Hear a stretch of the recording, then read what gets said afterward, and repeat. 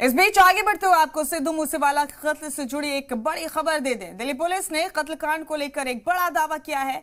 मामले की जांच कर रही स्पेशल सेल का कहना है कि उन्होंने 8 में से 6 शूटर्स की शिनाख्त कर ली है और जिन 6 शूटर्स की पहचान हुई है उनमें से 4 के बारे में यह भी पता लगा लिया गया है कि उनके कत्ल में उनका क्या किरदार था। दीगर 2 के रोल को लेकर अभी जांच जारी।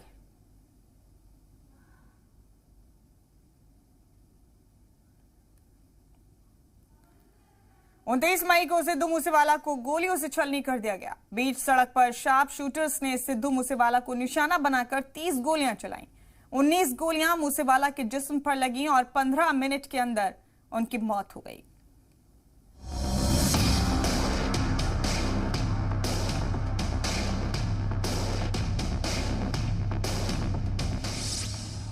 सिद्धू मूसेवाला के कत्ल पर सबसे बड़ा इंकशाफ।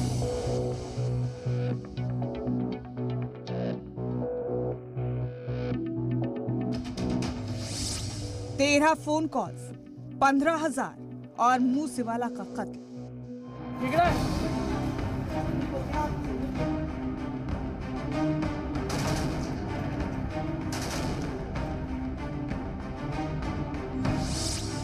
मुलजिम केकड़ा बोला, कत्लकांड का राज खुला।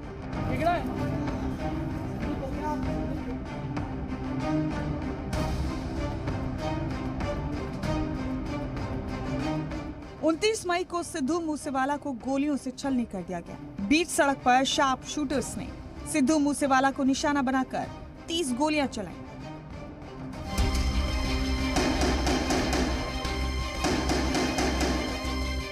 उन्नीस गोलियां मूसेवाला के जिस्म पर लगी और 15 मिनट के अंदर उनकी मौत हो गई।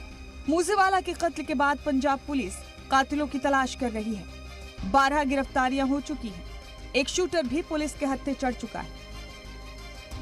लेकिन इस कत्लकांड को अंजाम देने वाला 10,000 किलोमीटर दूर बैठकर अब भी पुलिस को मुंह चिढ़ा रहा है। नाम है सतिंदरजीत सिंह उर्फ गोल्डी बरार।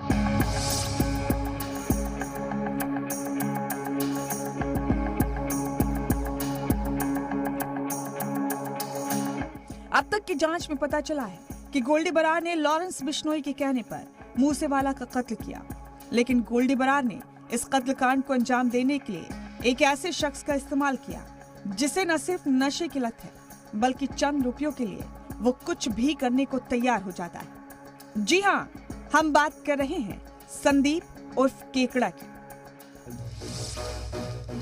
पुलिस की माने तो लॉरेंस बिश्नोई ने कनाडा में बैठे गोल्डी बरार को मूसेवाला को मारने की सुपारी दी। गोल्डी बरार ने अपनी कातिलों की फौज तैयार की और केकड़ा को मूसेवाला की रैकी के काम पर लगा दिया।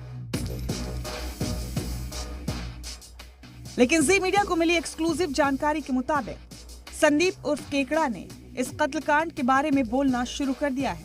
पुलिस की पूछताछ में केकड़ा सिलसिलेवार तरीके से मूसेवाला के मर्डर का सच बता रहा है। वो बता रहा है कि कैसे गोल्डी बरार के इशारे पर मूसेवाला का कत्ल किया गया। जराये के मुताबिक पंजाब पुलिस की पूछताछ में संदीप उर्फ केकड़ा ने माना है कि गोल्डी बरार के कहने पर ही वो मूसेवाला की रैकी कर रहा था। कत्ल वाले दिन से पहले भी उसने कई बार मूसेवाला की रैकी की थी। वहीं केकड़ा ने सबसे चौंकाने वाला इंकशाफ ये किया है कि मूसेवाला की रैकी के लिए उसे महज 15,000 रुपए दिए गए। इतना ही नहीं, उसके और गोल्डी बरार के बीच 13 बार फोन पर बात भी हुई थी। तो केकड़ा ने यह भी कहा है कि उसे पता ही नहीं था कि क्या होने वाला है।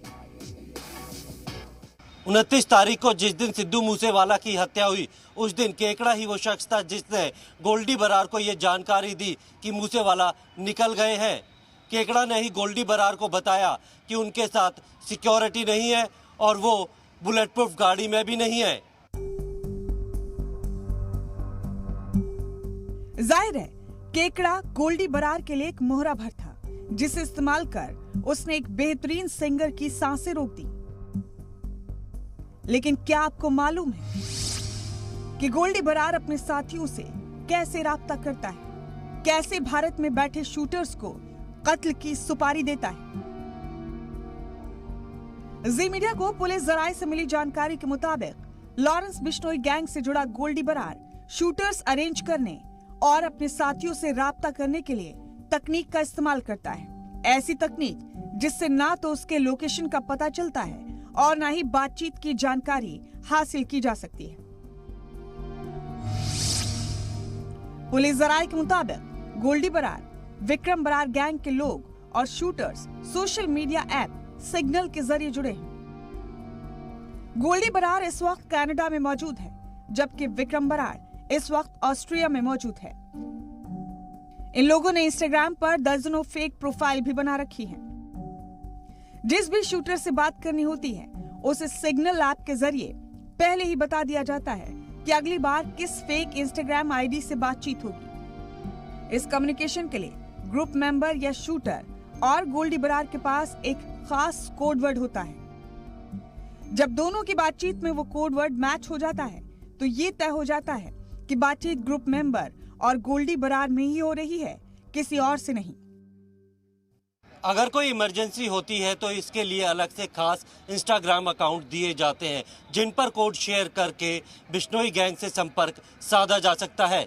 यही नहीं, Lawrence Bishnoi gang signal app के जरिए नए लोगों के रिक्रूटमेंट, एक्सटॉर्शन और टारगेट तय करने जैसे तमाम ऑपरेशन को अंजाम देता है।